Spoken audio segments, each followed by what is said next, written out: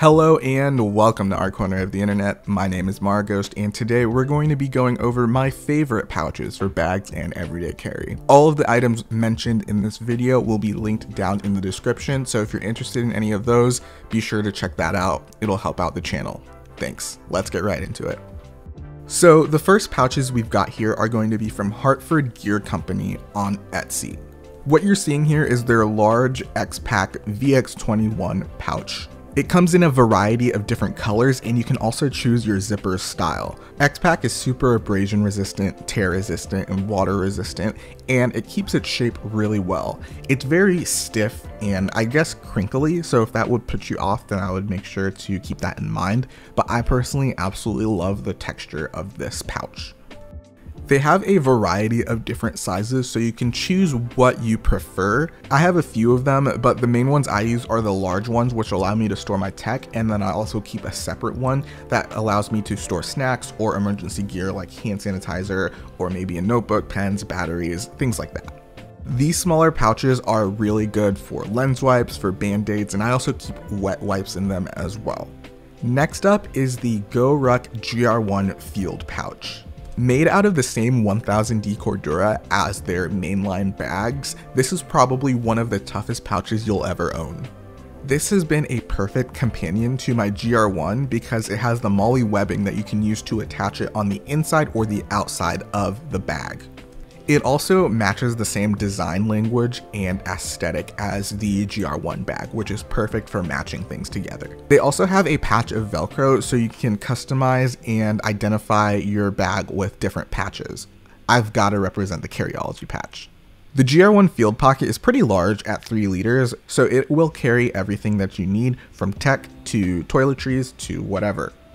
I also like its box shoe shape and silhouette because I feel like it allows me to use the corners of bags really well instead of having it be wasted space. It's also got a really nice carrying handle, which is better than the carrying handle on a lot of cheaper bags in my opinion. While the GR1 is large and burly, I would say that the Alpaca hub pouch is small and sleek. Similarly to the Hartford Gear Company pouches earlier, this is also going to be an X-Pack material. However, this one is going to have a Cordura face to it.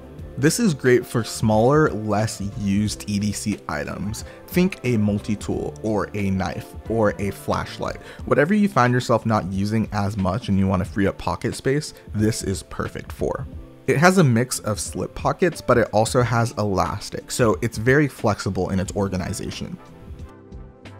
This is the Waterfield Designs Gear Pouch. With a dense waxed canvas and premium leather accents, this feels like a phenomenal pouch to touch.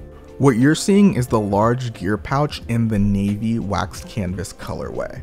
One thing that I really like about Waterfield's pouches is that the lining is very bright and durable. It doesn't feel like an afterthought and it feels very nice to feel. I know that I'm showing you guys a lot of tech in these pouches, but I just want you guys to get a feel for how it looks when it's packed out. I think that one thing you'll notice if you ever have the chance to use this pouch is how nice the zippers feel. They feel very burly, very strong, and they're very smooth to unzip. If you prefer a more traditional or natural fabric, I think you'll really appreciate the pouches from Waterfield. The Bellroy Classic pouch is, in my opinion, just that.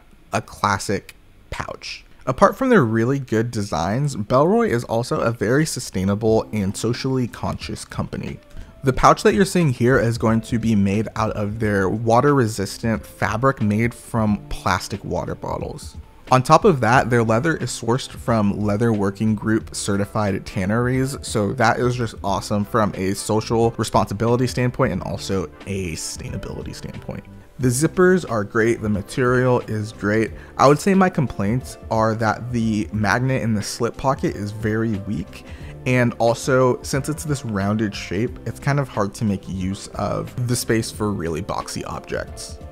And lastly, but not leastly, we've got the Bellroy pencil pouch. The specs are very similar to the classic pouch, so there's really not much to say there.